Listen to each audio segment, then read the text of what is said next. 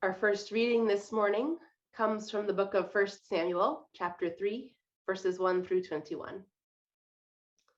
Now the boy Samuel was ministering to the Lord under Eli. The word of the Lord was rare in those days. Visions were not widespread. At that time, Eli, whose eyesight had begun to grow dim so that he could not see, was lying down in his room. The lamp of God had not yet gone out, and Samuel was lying down in the temple of the Lord, where the ark of God was. Then the Lord called, Samuel, Samuel. And he said, Here I am, and ran to Eli and said, Here I am, for you called me. But he said, I did not call. Lie down again. So he went and lay down. The Lord called again, Samuel. Samuel got up and went to Eli and said, Here I am, for you called me. But he said, I did not call, my son. Lie down again. Now Samuel did not yet know the Lord, and the word of the Lord had not yet been revealed to him. The Lord called Samuel again, a third time, and he got up and went to Eli and said, Here I am, for you called me. Then Eli perceived that the Lord was calling the boy. Therefore Eli said to Samuel, Go, lie down, and if he calls you, you shall say, Speak, Lord, for your servant is listening. So Samuel went and lay down in his place. Now the Lord came and stood there, calling as before, Samuel, Samuel. And Samuel said, Speak, for your servant is listening. Then the Lord said to Samuel, See, I am about to do something in Israel that will make both ears of anyone who hears of it tingle. On that day, I will fulfill against Eli all that I have spoken concerning his house from beginning to end. For I have told him that I am about to punish his house forever for the iniquity that he knew, because his sons were blaspheming God, and he did not restrain them. Therefore, I swear to the house of Eli that the iniquity of Eli's house shall not be expiated by sacrifice or offering forever. Samuel lay there until morning. Then he opened the doors of the house of the Lord. Samuel was afraid to tell the vision to Eli. But Eli called Samuel and said, Samuel, my son. He said, Here I am. Eli said, What was it that he told you? Do not hide it from me. May God do so to you and more also, if you hide anything from me of all that he told you. So Samuel told him everything and hid nothing from him. Then he said, It is the Lord. Let him do what seems good to him. As Samuel grew up, the Lord was with him, and let none of his words fall to the ground. And all Israel from Dan to Beersheba knew that Samuel was a trustworthy prophet of the Lord. The Lord continued to appear at Shiloh, for the Lord revealed himself to Samuel at Shiloh by the word of the Lord. Our second reading comes from the Gospel of John, chapter 20, verses 21 to 23. Jesus said to them again, Peace be with you. As the Father has sent me, so I send you. When he had said this, he breathed on them and said to them, Receive the Holy Spirit. If you forgive the sins of any, they are forgiven them. If you retain the sins of any, they are retained. God is still speaking. May our hearts be open to listen and understand. When my daughter and her husband decided to get a puppy, they told me about a book that they believed was the best way to train their dog.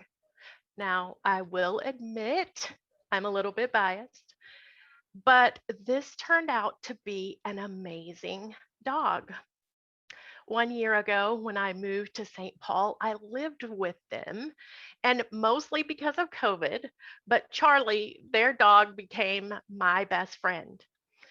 He is obedient, and it's easy to understand what he wants. The puppy training book that they use to train Charlie is written by a group of um, monks. Um, they live in upstate New York. They moved in on the eastern edge of the Taconic Mountains that are part of the Appalachian Mountains, um, into an agrarian community in 1966. Their rural neighbors taught them to farm and to smoke meat and cheese. But their skills shifted when the economy shifted and they began to groom German shepherds and train dogs. They are now known internationally and have published many books related to their lives with the dogs. So here are the monks, and here is the book, one of their books, The Art of Raising a Puppy. And I read online this week that a story about them. And here's what it said. The monks of New Skeet Monastery in upstate New York are as traditional as it gets. They are members of the Eastern Orthodox Church, which seeks to adhere as closely as possible to community standards set by the original Christians themselves, Jesus Christ, and his 12 apostles. Daily regimens of prayer and contemplation continue an age old spiritual tradition.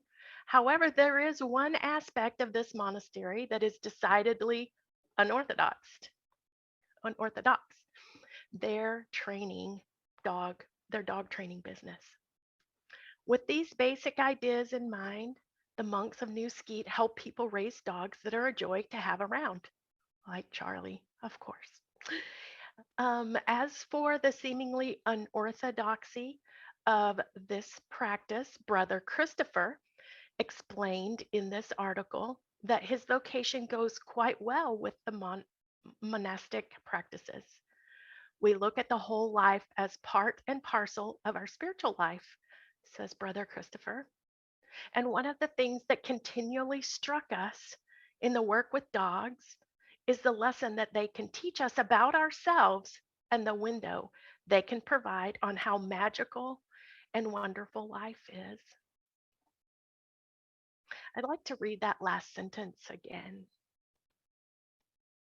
And one of the things that has continually struck us in working with dogs is the lessons they can teach us about ourselves and the window they provide to how magical and wonderful life is. I'm intrigued that God could call a tiny group of monks in upstate New York to raise and train dogs. This week I told a friend that I was preaching, and she asked what my topic was. When I said call, her response was, "What does that even mean?" You see, we work at the Minnesota Department of Health call center, which almost makes it funny. The very job we do is a metaphor for what God does.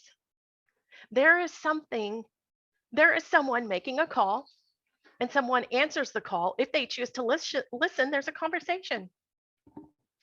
God uses our hands, our feet, our voices, our minds, and we're able to make the world what it is at this time. The call of Samuel that was read by Jocelyn is the story of one young boy being called by God to relay a message. But this is not the only way God speaks. Everyone's story is unique, and sometimes it's not simply one individual like Samuel, but a group of people. I attended a class this summer that is required for my ordination. This class was all about the history of the United Church of Christ. I learned how God has called us as the United Church of Christ, and the beautiful belief that we are listening for a still speaking God. For the class, we studied the resolutions that the UCC was voting on to be a part of and how God is speaking to us. These resolutions were things like recognizing the United Nations International Decade of People of African Descent, or to advocate and act and change the cash bail bond system to eliminate racial and social injustice inherent in the present system, or a declaration for peace between Palestine and Israel, or the rights of nature, or declaring and responding to racism as a public health crisis, or a commitment to gender safety and equity in ministry settings, and banning the practice of conversion therapy. As a group, as the United Church of Christ, we are called to things that matter in our neighborhoods, our social construct, our society, our nation, and our world. I believe that is why you and I are here today. We want to be a part of a group of people that believe God is still speaking. And as read on the UCC website this week, that requires, at the very least, that we be listening. As we listen for the call of God as a group and as individuals, God calls us right where we are. From the story of Samuel, I noticed God calls us right where we all are because it says in the story that Eli was blind and Samuel was a young boy. I knew I was called to be a chaplain in my mid-20s. I was a young mother. I had 3 toddlers. I was a babysitter. I had no education, and quite frankly, that's all I or others could see. A college education at the time was very traditional, still very traditional, and there were few adults in classrooms and certainly not online classes. I thought I had missed my chance to become what God called me to be. I could never, ever have imagined that I would be preaching to an audience of United Church of Christ people in Connecticut near the Yale campus and online at that. But God doesn't just call clergy like Eli or Samuel or Jocelyn or me. God calls to everyone who will listen. God calls the young mother. God calls the brokenhearted.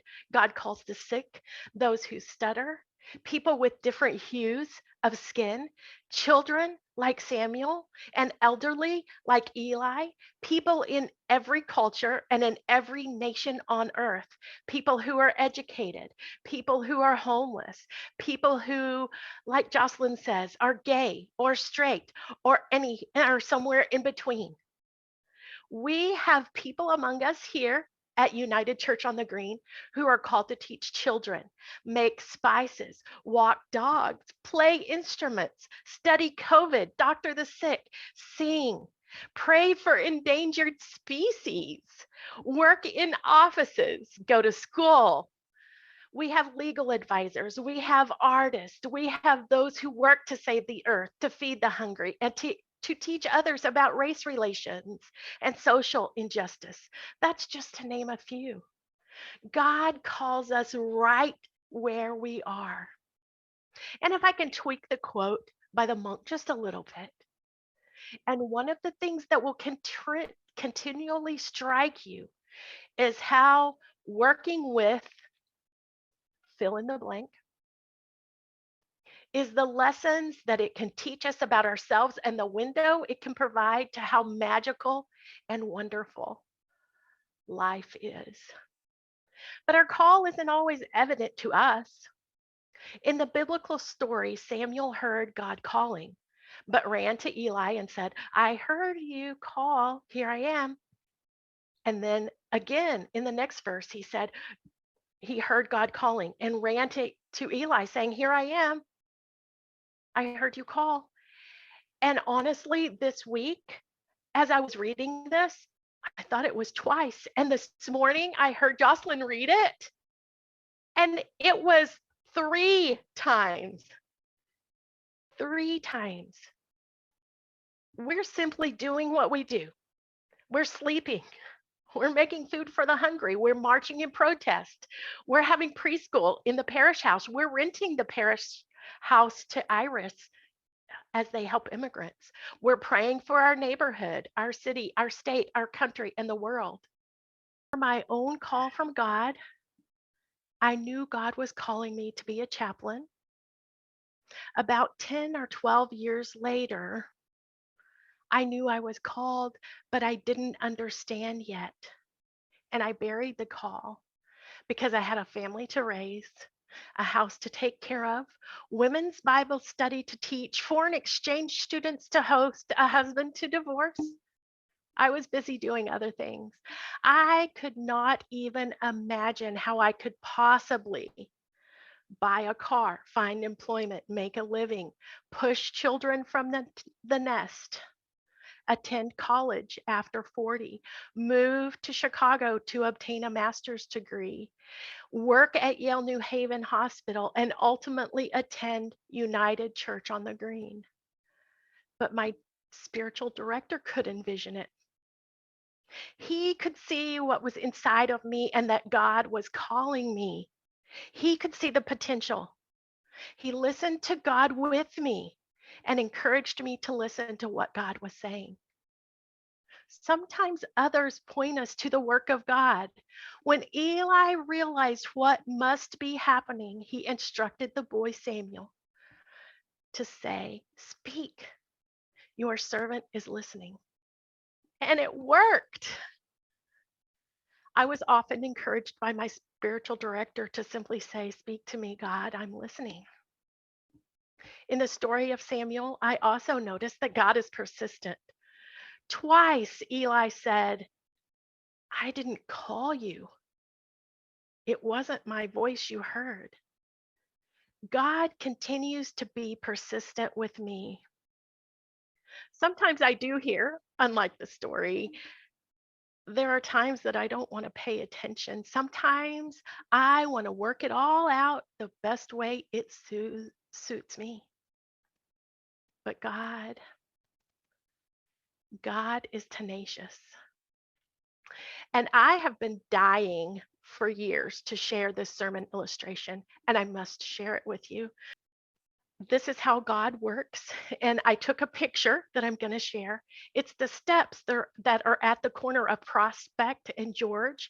And as I walked to work at the hospital, I would see this little guy growing between 2 pieces of granite. And I would think, my God, this is where it's growing at the corner of George and Prospect. This is what's growing between the granite. Wow. I had to take a picture of it because I was in awe. How could this possibly grow here? How could God possibly call me? How can someone who is between a rock and a hard place grow toward the sunshine and do what's natural?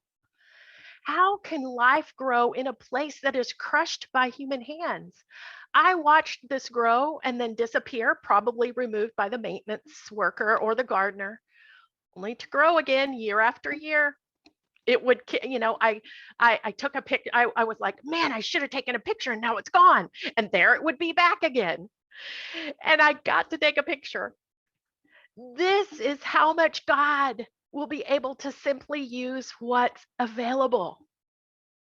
Now, I hope I've given you food for thought. This is my passion and my call to challenge others to hear the call of God. If I have left you with more questions than you came to church with this morning, I've done my job. If you want to know more about how God calls or hear God's voice, then continue to show up and continue to say, like Samuel, "Speak, Lord. I'm listening." May it be so. Here I am.